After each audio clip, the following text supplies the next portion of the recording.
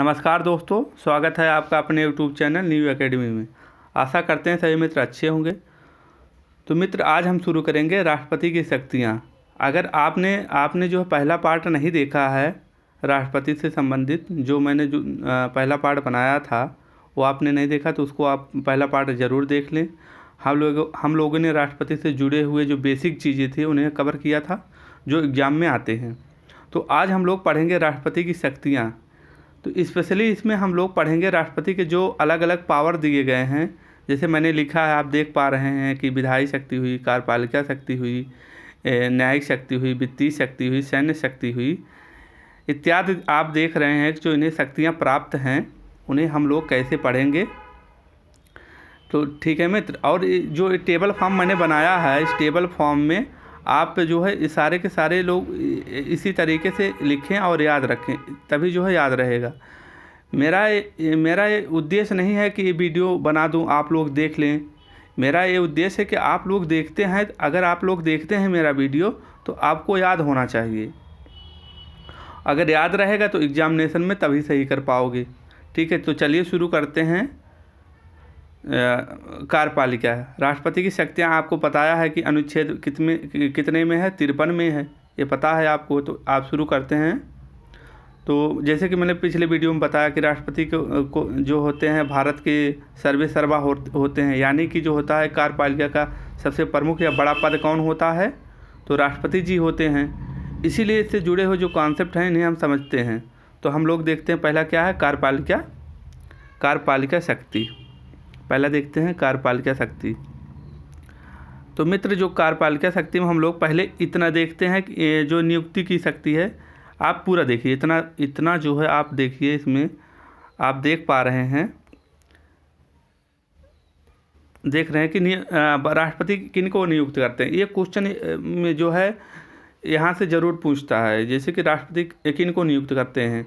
तो राष्ट्रपति जो प्रधानमंत्री जैसे होता है ना, पूछता है कि राष्ट्रपति जो है प्रधानमंत्री नियुक्ति होता है कि क्या होते हैं। तो प्रधानमंत्री को नियुक्त करते हैं, कौन करता है, राष्ट्रपति जी करते हैं। और जो प्रधानमंत्री की सलाह पर अन्य मंत्रियों की नियुक्ति कौन करता है, तो राष्ट्रपति जी करते हैं। ठीक है, ये देख लिया पहला पॉइंट। दूसरा पॉइंट में आते हैं महान्यायवादी एवं कैग का जो होता है कि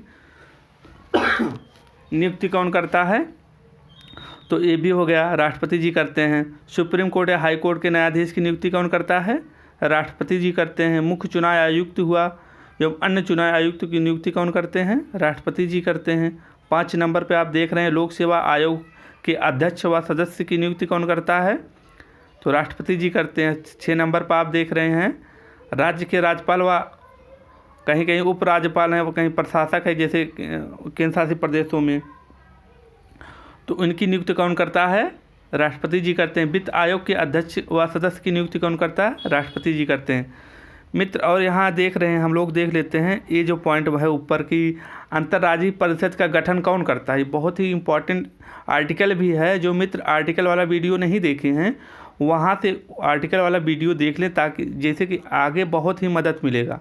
पहले वो वीडियो आप ज़रूर देखें। तो अंतर्राज्यीय परिषद का गठन कौन करता है, तो राष्ट्रपति जी करते हैं। किस अनुच्छेद में है, तो 263 अनुच्छेद में है। ये बहुत ही इम्पॉर्टेंट है। वित्त आयोग का गठन कौन करता है, तो राष्ट्रपति जी करते हैं। मैंने आर्टिकल भी बताया, 280 में है। अनुसूचित क्षेत्र घोषित कौन करता है, तो ये राष्ट्रपति जी करते हैं। और जो है supreme court SC ST OBC आयोग का गठन कौन करता है, तो राष्ट्रपति जी करते हैं। बहुत ही इम्पॉर्टेंट है। और जो राजकीय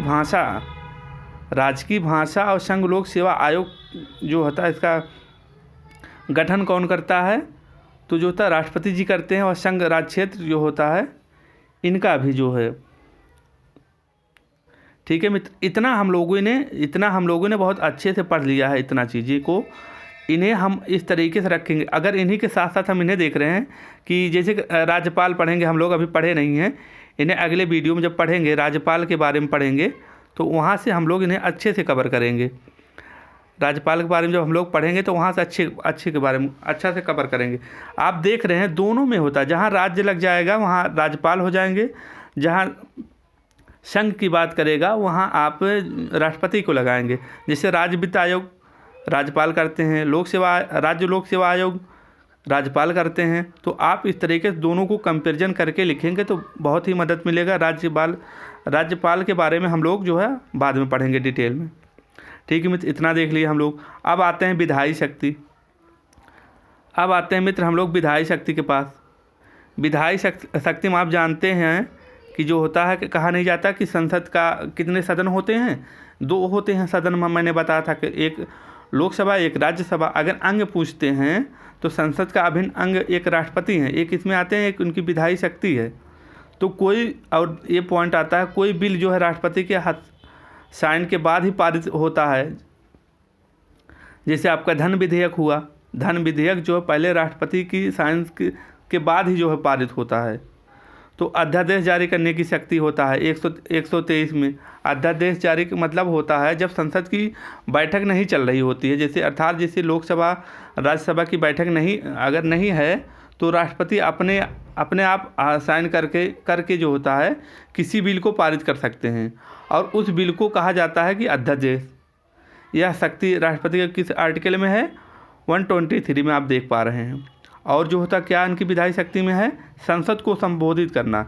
ये भी एक राष्ट्रपति की विधायी शक्ति में आता है। संसद को संबोधित कौन करता है? तो राष्ट्रपति जी करते हैं। और एक यहाँ से बहुत ही इम्पोर्टेंट पूछता है, ये आप लोग देख रहे हैं, ये संसद का सत्र बुलाना। एक क्वेश्चन पूछेगा ऑब्जेक्टिव में, संसद का सत्र कौन बुलाता है? तो राष्ट्रपति बुलाते हैं। सत्रावसान कौन करता है? तो राष्ट्रपति जी करते हैं। लोकसभा को भंग कौन करता है? किस आर्टिकल में है? ये बहुत ही इंपॉर्टेंट है। इतना जो है लोकसभा को भंग कौन करता है? तो राष्ट्रपति जी करते हैं। किस आर्टिकल में है? 85 में है। आप यहाँ देख लेना, इस चीज़ को जो है देखना। अब एक बार रिकॉल कर लीजिए, बैठक कौन बुलाता है? बैठक बुलाना या रोकना कुछ समय के लिए, या पूरी तरह से लोकसभा को भंग करने की शक्ति किसके पास है? तो राष्ट्रपति जी के पास है। किस शक्ति में आती है? विधायी शक्ति में आती है।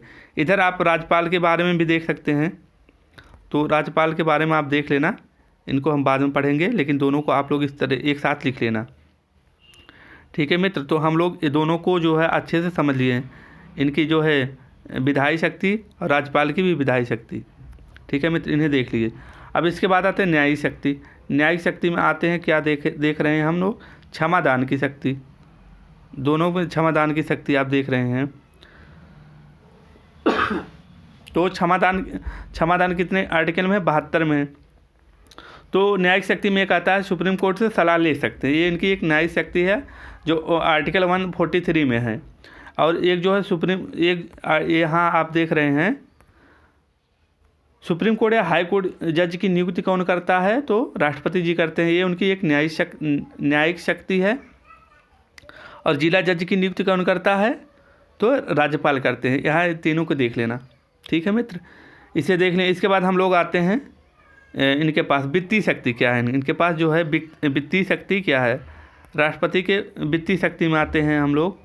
धन विधेयक पर राष्ट्रपति की पूर्व सहमति लेनी ही होती है। जैसे हमने बताया उधर अभी कि उनकी जो है कि पहले साइन करना होता है। धन विधेयक पे पहले जो साइन करते हैं। ठीक है मित्र, इससे देख लिए हम लोग। कोई भी बिल जो होता है, कोई भी धन विधेयक, यहाँ आप देख लें वित्तीय शक्ति में कोई भी धन विधेयक है कि नहीं है, इसकी घोषणा कौन करता है? एक अलग पॉइंट बनता है, इसकी घोषणा कौन करता है? कोई विधेयक जो है धन विधेयक है या नहीं है, इसकी घोषणा मतलब कौन करता है? तो लोकसभा अध्यक्ष करते हैं। एक पॉइंट आप और नोट कर लेना।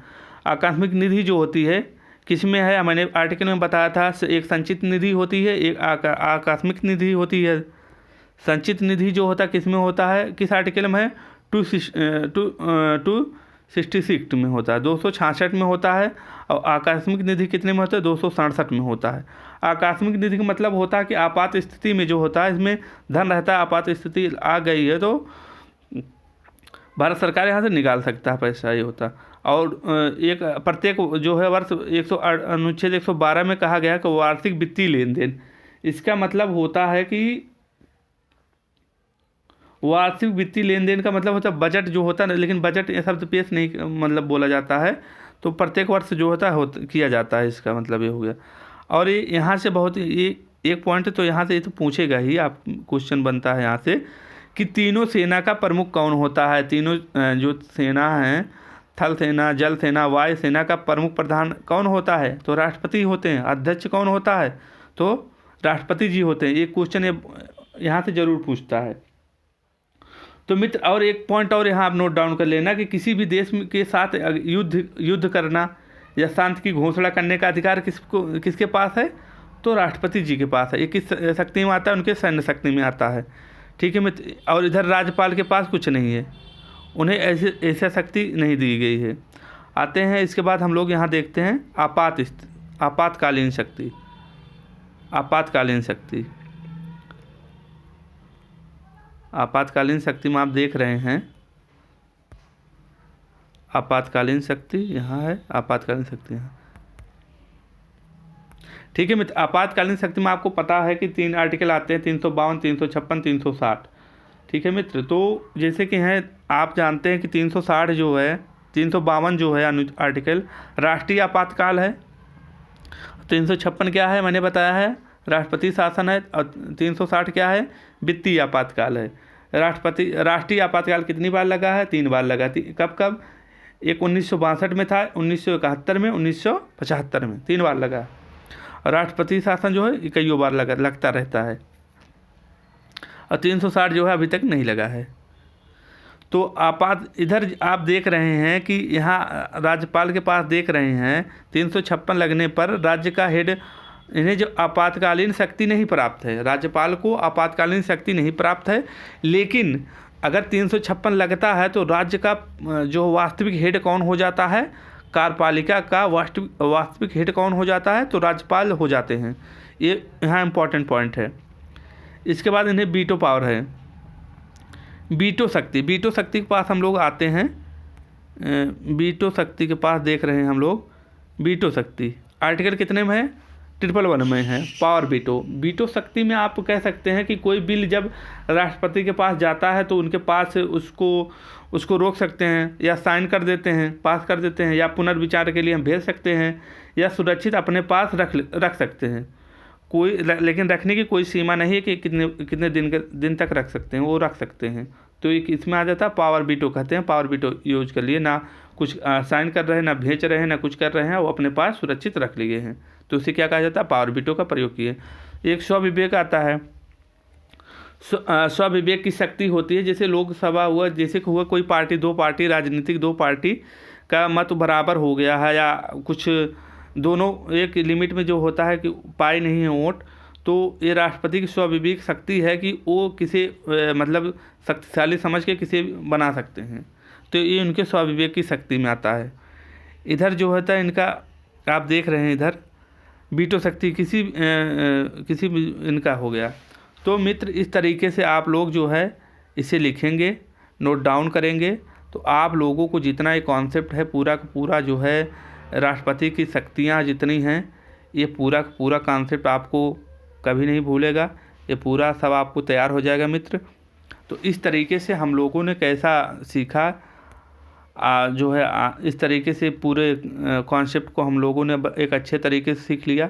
तो मित्र जो है उम्मीद करते हैं राष्ट्रपति से जितने क्वेश्चन बनते हैं वो आपने पिछले वीडियो और इस वीडियो में के माध्यम से पूरा कंप्लीट हो गए होंगे। तो यदि कंप्लीट हो गए होंगे तो आप जो है ऑब्जेक्टिव ज़रूर लगाएं मित्र। यदि ऑब्जेक्टिव लगाएंगे तो जो उससे क्या होता है, आपकी याददाश्त बढ़ती है। वही जो है याददाश्त जो काम आती है आपको एग्जामिनेशन हॉल में। तो ये लेक्चर सुनने मात्र से फ़ायदा नहीं होगा आपको, ये मतलब ये लेक्चर सुन लो कि फार्म नहीं होगा, पूरा जो है परफॉर्म आप नहीं कर पाएंगे लेक्चर मात्र सुनने से। जो ऑब्जेक्टिव लगाएंगे तो बहुत ही फ़ायदा मिलेगा। तो उम्मीद करते हैं आप लोगों को ये वीडियो बहुत अच्छा लग रहा है। यदि अच्छा लग रहा हो तो लाइक शेयर सब्सक्राइब करना, चैनल में अगर नए हो तो सब्सक्राइब कर लेना। मिलते हैं नेक्स्ट वीडियो में, तब तक के लिए धन्यवाद, अपना ख्याल रखना।